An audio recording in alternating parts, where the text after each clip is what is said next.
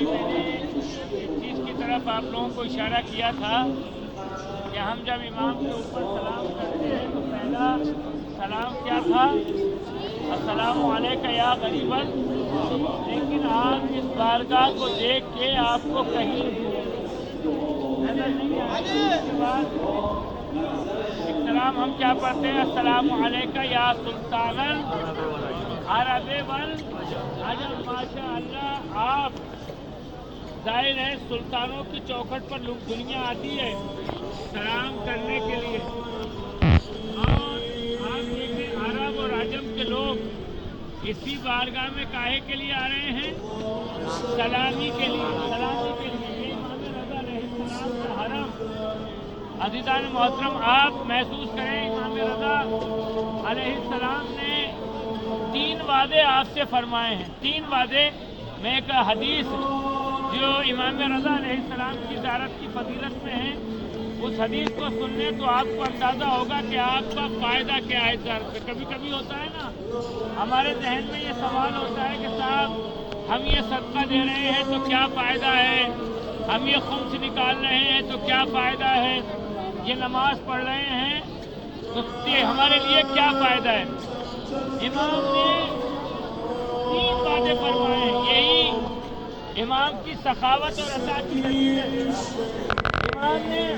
امام فرماتے ہیں بسم اللہ الرحمن الرحیم، من زارنی علی بعد داری. امام فرماتے ہیں جو مرنے کے بعد میری زیارت کرے گا، جو میری زیارت کے لیے آئے گا، آتے تو یوم القیامت فی ثلاثت مواطن، تو میں قیامت کے دن اس کی 3 مرتبہ زیارت کے لیے آؤں گا. 3 موقع پہ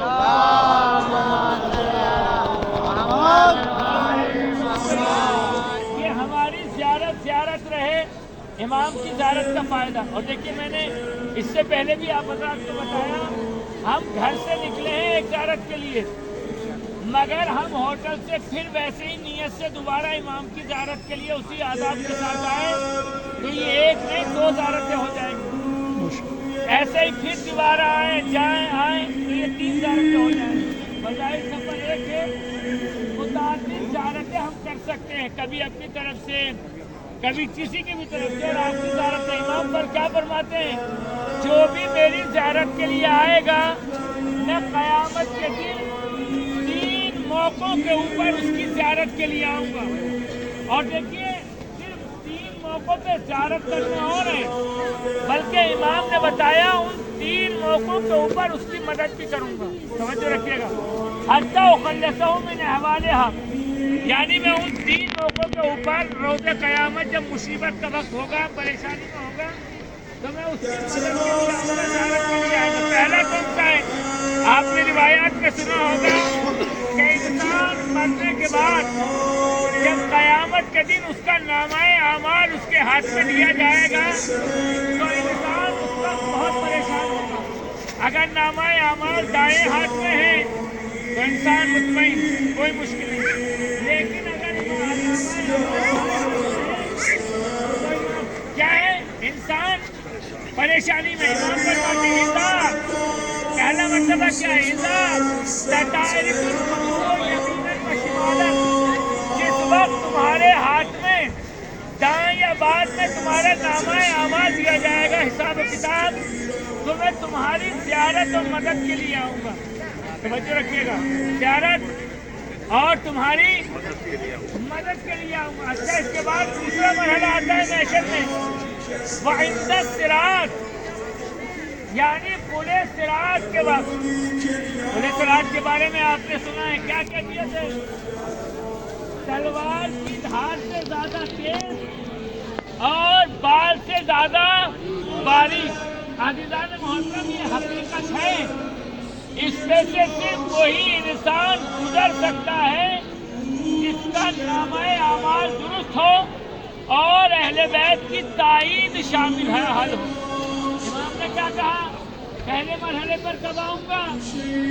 جب نامہ اعمال دیا جائے گا. دوسرا کون سا؟ عند الصراط، جب آپ صراط مستقیم سے گزریں گے. وعند المیزان، اور جب آپ کا نامۂ اعمال تولا جائے گا، توجہ رکھیے گا، نامۂ اعمال تولا جائے گا، اللہ مطلب یاد رکھیے ہم انسانوں میں اپنے اعمال کی دم پر کوئی نجات حاصل نہیں کر سکتا جب تک اہل بیت کی محبت یا ان کی ہوئی زیارت ہمارے نامۂ اعمال میں نہ ہو۔ یہ بالکل وہ حقیقت ہے، اس لیے کہ یہ وہ چیز ہے جس کی ضرورت ہمیں نہیں بلکہ بڑے بڑے صالحین انبیاء مرسلین کو پڑ جاتی ہے شفاعت اہل بیت اور تائید اہل بیت۔ آپ دیکھیں جناب آدم کی توبہ قبول نہیں ہوئی جب تک وسیلہ پنجتن کو نہیں بنایا، نوح کی کشتی پار نہیں ہوئی جب تک وسیلہ پنجتن کو نہیں بنایا، سارے نمرود گلزار نہیں بنی جب تک اہل بیت کو وسیلہ نہیں بنایا۔ یہ امام میں نے بھی آپ سے لفظ استعمال کیا تھا، امام رؤوف، امام رضا علیہ السلام کا اصلی نام کیا ہے؟ علی۔ اصلی نام کیا ہے؟ علی۔ رضا آپ کا لقب ہے، انہی القاب میں آپ کا ایک لقب ہے رؤوف۔ رؤوف کہتے ہیں انتہائی مہربان، انتہائی، یہ مہربانی کی بڑی دلیل ہے کہ ہم کہاں سے کہاں آ گئے۔ دیکھیے بغیر یہ میری زندگی کے میں آپ کو بتا رہا ہوں جب سے یہ قافلے کا خدمت کا موقع ملا، بہت سے ایسے موقع دیکھے ہیں کہ انسان جس کا آنے کے کوئی راستے نظر نہیں آ رہے ہوتے ہیں وہ آ جاتا ہے، اور جو ساری تیاریاں کیے بیٹھا آتا ہے وہ زیارت سے محروم ہو جاتا ہے۔ کیوں جب تک یہاں سے اتنے زیارت نہیں مل جاتا کوئی جاتا نہیں ہے۔ میں ایک بات کہہ رہا ہوں اپنے سمیت، یہ اپنے لیے کہہ رہا ہوں کہ ہمارا نامۂ اعمال اور ہمارا کیریکٹر کردار اتنا اچھا نہیں ہے کہ ہم یہاں اتنی آسانی سے آ سکیں، یہاں آ سکیں۔ یہ ان کے امام رؤوف ہونے کی علامت ہے کہ ہم جیسے لوگ ان کی زیارت کے لیے آ جاتے ہیں۔ آپ نے کبھی توجہ کی ہے؟ آپ ذرا تصور کیا کریں، ہماری کوئی ایسی نظر نہیں آتی ہے جس کی وجہ سے ہم کہہ سکیں کہ ہم کیا دولت کی وجہ سے، دولت کی وجہ سے اگر آیا ہوتا، میں دوسری بستیوں کی تو بات کرتا نہیں ہوں، اپنے وطن کی بات کر سکتا ہوں کہ بڑے بڑے دولت مند چلے گئے مگر زیارت، اور آپ بھی اپنی بستیوں میں دیکھ سکتے ہیں ہر بستی میں ایسے لوگ مل جائیں گے کہ دولت میں بڑے نامور تھے مگر زیارتیں حج۔ یہ توفیق الہی اور تائید اہل بیت ہوتی ہے، توفیق الہی اور تائید اہل بیت ہوتی ہے کہ انسان کہاں سے اٹھ کے کہاں چلا آتا ہے۔ بہت توجہ کی بات ہے۔ تو امام نے کیا کہا ہے؟ ہر امام کی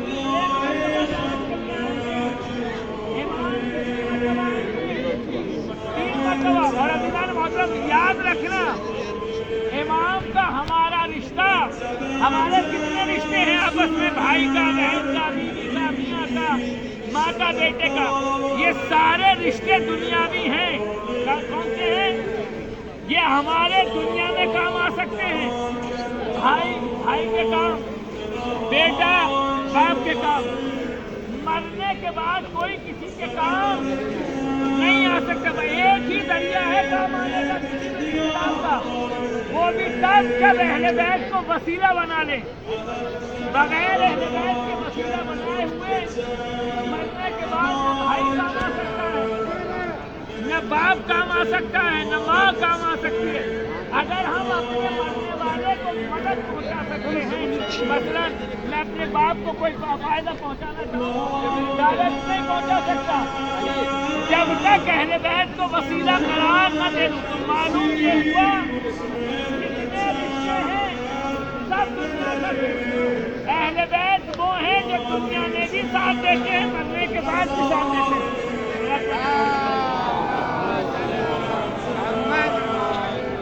اہل بیت وہ ہیں کہ جو زندگی میں بھی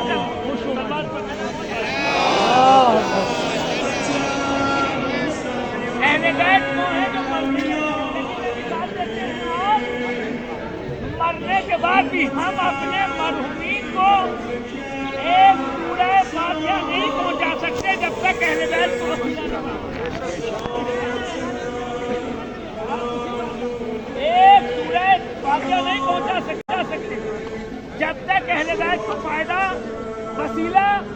نہ بنا لیں. تو امام نے کیا کہا؟ میں تم میری زیارت کو اپنی زندگی میں آؤ گے، میں تمہاری زیارت کے لیے اس وقت آؤں گا جب تمہارا کوئی نہیں ہوگا. یہ امام کے رؤوف یعنی مہربان، لطف کرنے والا. توجہ رکھیے گا، مہربان اور لطف کرنے والا یہ امام رؤوف ہے. پہلا موقع کون تھا؟ جب ہمارا نامہ اعمال ہمارے حوالے کیا جائے گا. دوسرا موقع اتنا مشکل مرحلہ ہے کہ انسان اپنے رشتہ دار اور عزیزوں کو ذرا سی مصیبت میں چھوڑ دیتا ہے.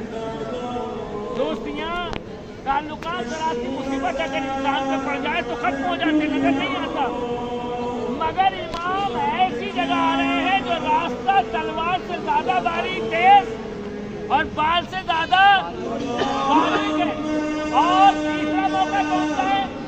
میدان، جہاں انسان ایک ذرہ ذرہ برابر نیکیوں کے لیے ترس رہا ہوگا کہ اس کی نیکی مل جائے، اس کی نیکی مل جائے. اس موقع پر امام آئے. آپ نے محسوس کیا ہم ذرا سی تکلیف کو برداشت نہیں کر پاتے. اس طرح ہمیں آنے والی زیارت پہ آنے والی زیارت کے سفر میں یہ بات مجھے کہنا نہیں چاہیے، مگر میں کہہ رہا ہوں تاکہ اس لیے نہیں کہ بلکہ احادیث میں میں نے پڑھا ہے انسان کو جب سفر سے واپس اور احادیث میں ہے کہ جب انسان سفر زیارت سے پلٹ کر اپنے وطن جائے تو اس ہے ان کو بیان نہ کرے. الحمدللہ میں امام کو حاضر و ناظر جان کے کہہ سکتا ہوں کہ ہم نے کوئی تکلیف نہیں پہنچائی. الحمدللہ بڑے کھانے کی دیر کوئی نہیں ہے. مگر احادیث میں نے پڑھا ہے اگر آپ کو کوئی تکلیف ہوئی بھی ہے یا پہنچی بھی ہے تو اس تکلیف کو وہاں جا کے بیان نہ کریں. کیوں؟ تاکہ کہیں ایسا نہ ہو کہ سفر کی تکلیف سن کر کوئی سفر زیارت کا ارادہ رکھتا ہو، وہ ارادے کو ترک کر دے. یہ فلسفہ بتایا کہ زیارت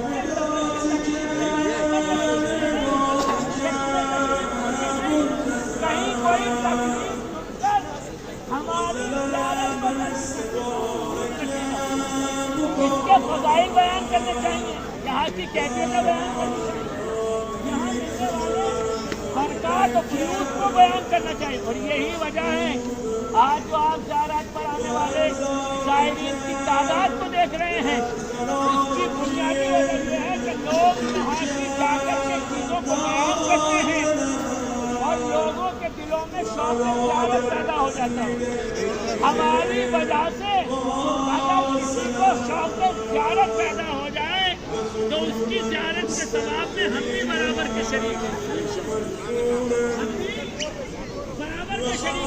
یاد رکھنا اس سے بڑی مدد اپنے بھائی یا بہن یا کسی دوست کی کوئی اور نہیں ہو سکتی کہ ہم اسے ایک ایسے دروازے پہ لا کے کھڑا کرتے جہاں مرنے کے بعد جو صاحبان مزار اس کے قدام ولایت ہندوستان، قدام ولایت ہندوستان قدام. تم میری ایک زیارت کے لیے آؤ گے، ایک مطلب آؤ گے، میں تمہاری مدد کے لیے 3 ایسے موقع پر آؤں گا جہاں نہ بھائی ہوگا، نہ باپ ہوگا، نہ بیٹا ہوگا، نہ ماں ہوگا. لہٰذا ہم امام کی بارگاہ میں ہیں اور ابھی تو کیوں نہ ہو یہ فضیلت یہ شرف امام رضا کو اس لیے ہے کہ امام کو قریب و قربا کہا جاتا ہے. آپ کو محسوس نہیں ہو رہا؟ میں ایک سوال تمام لوگوں سے، ایران آنے سے پہلے، قابل آنے کے پہلے لوگوں کے ذہن و دل میں بہت سے خدشات تھے. حالات کو لے کر تھا کہ حالات خراب ہے، ماحول اچھا نہیں ہے، کچھ بھی ہو سکتا ہے. یہ انسانی فطرت ہے تھا. لیکن آپ دیکھیں کہ ایران میں آنے کے بعد جتنا آپ سکون محسوس کر رہے ہیں کہیں آپ کو آپ کو یہاں کہیں نظر آ رہا ہے نہیں ہے. یہ میرے اپنے زندگی کے تجربے 4-5 مہینے سے مسلسل محسوس کیا وہ کربلا رہے سکون تھا، نجف میں بھی ایسا نہیں ہے، مگر ایران میں آنے کے بعد آپ کو کہیں محسوس ہوا معصومہ قم کے حرم میں کہیں اجنبی جگہ پہ ہوں؟ ایسا لگتا تھا جیسے ماں کے درار میں آ گئے ہوں۔ آپ کو یہاں آنے کے بعد ایسا لگے گا کہ امام رؤوف کی بارگاہ میں ہے۔ ہر انسان آپ کی مدد کے لیے آمادہ ہے، آپ کو راستہ دینے کے لیے آمادہ ہے، اس لیے کہ امام نے دین کی خدمت کی ہے۔ آپ نے دو شخصیتوں کی زیارت کی ہے اور دونوں نے بتایا ہے کہ اسلام کی راہ میں مشکلات کا برداشت کرنا انسان کو کہاں لے جاتا ہے۔ عزیزو آج آپ دیکھیں شہزادی معصومہ قم نے مدینے سے ہجرت کر کے ایک امام وقت کی مدد کے لیے قم میں آئیں اور جب وفات پائی تو آج ان کا روضہ مردہ خلائق بنا ہوا ہے۔ لوگ اپنی مشکلات لے کر ان کے دروازے پر آتے ہیں، ورنہ آپ دیکھیں آج حالات اس طرح کے نہیں ہیں کہ مدینے میں بھی صاحبان مزار موجود ہیں مگر وہ کیفیتیں نہیں ہیں۔ خدا سے دعا کرتے ہیں کہ خدا وہ ذرائع فراہم فرما، جیسے ہم ان کی پوتی جناب معصومہ قم کے یہاں زیارت کے لیے حاضر ہو رہے ہیں، ویسے ہی جنت البقیع میں بھی حاضر ہوں۔ ہم جلد سے جلد مہاجر ویسے روزے تعمیر ہونے چاہیے جیسے ان کے بیٹوں کے روزے تعمیر ہونے۔ اور عزیزو کیوں؟ اس لیے کہ کائنات کی پہلی مظلومہ ہے جناب فاطمہ زہرا، اور آج بھی ایسی مظلومہ ہے جناب فاطمہ زہرا، کائنات میں ایسی کوئی مظلومہ نہیں، کوئی مظلومہ نہیں۔ آپ ذرا تصور کر سکتے ہیں جس خاتون کی ویلیو اور عزت کی قدر ہو، جب وہ آتی ہوں تو رسول تعلیم کے لیے کھڑے ہو جاتے ہوں، جس نے اپنا ایسا دور دیکھا ہو کہ جب رسول آتے ہوں تو رسول تعلیم کے لیے کھڑے ہو جاتے ہوں، مگر تاریخ نے دیکھا ہے جناب فاطمہ زہرا ادھر رسول کی آنکھ بند ہوئی ہے کہ امت نے اپنی آنکھوں کو پھیر دیا ہے، آنکھ رسول کی بند ہوئی ہے اور امت نے اپنی آنکھوں کو پھیر دیا ہے۔ اور ابھی تو آپ تصور کر سکتے ہیں کہ شہزادی سوچ سکتی تھی کہ جس کے احترام میں رسول کے ساتھ سارا مجمع سلامی کو جس دروازے پہ آتا ہو، اس دروازے پر مسلمان آگ اور لکڑیاں لے کر آ رہے ہیں۔ عزیزو یہ مظلومیت نہیں ہے، اور جناب مظلومیت یہی تک نہیں ہے، دروازے کو آگ لگا دی جاتی ہے اور جلتا ہوا دروازہ شہزادی کے پہلو پہ گرا دیا جاتا ہے، شہزادی کے پہلو پہ۔ اور عزیزو مسئلہ یہی ختم نہیں ہوا، تاریخ میں لکھی ہے کہ اسی دروازے کو اوپر پیر رکھ کے مسلمان علی کے گھر میں جا رہے ہیں۔ آپ ذرا تصور کریں جس دروازے پر جبرائیل کی اجازت سے کھڑا رہتا ہو، اس دروازے پر لوگ ایسے ہی چلے جا رہے ہیں۔ اور ابھی تو تاریخ میں دیکھا کہ اسی عالم میں جناب محسن کی شہادت ہو گئی، جناب محسن کی شہادت ہو جاتی ہے۔ آپ میری ماں اور بہنیں یہاں بیٹھی ہوئی ہیں، ذرا تصور کیجیے جس بیوی کی پسلی ٹوٹ چکی ہو، شکم میں بچے کی شہادت ہو گئی ہو، آپ اس عالم سے گزرتی ہیں، ذرا محسوس کریں کہ کس قدر تکلیف کا سامنا کرنا پڑتا ہے۔ مگر میری شہزادی نے بعض روایات سے اور بعض روایات سے اسی کیفیت سے گزارے ہیں۔ اور عزیز تاریخ بتاتی ہے یہی وجہ ہے جب گزرنے کا وقت آیا تو علی جیسا صابر امام چیخ مار کے رونے لگا، اور جب عبداللہ ابن اللہ عباس نے سوال کیا مولا یہ چیخ کیا رونے کا سبب کیا تھا، کیا فاطمہ کی جدائی کے اوپر رو رہے تھے؟ کہا عبداللہ ابن عباس جدائی بھی بہت بڑا صدمہ ہے، مگر جیسے ہی فاطمہ کو غسل دیا فاطمہ کی دو پسلیاں ٹوٹی ہوئی تھی، کبھی فاطمہ نے شکایت نہیں کی۔ عزادارو فاطمہ آج بھی اتنی مظلوم ہیں، ذرا ذرا سی شخصیتوں کے مدار ہیں، مگر کوئی فاطمہ کے مزار پر چراغ جلانے والا نہیں ہے۔ رسول کی بیٹی کل بھی مظلومہ تھی،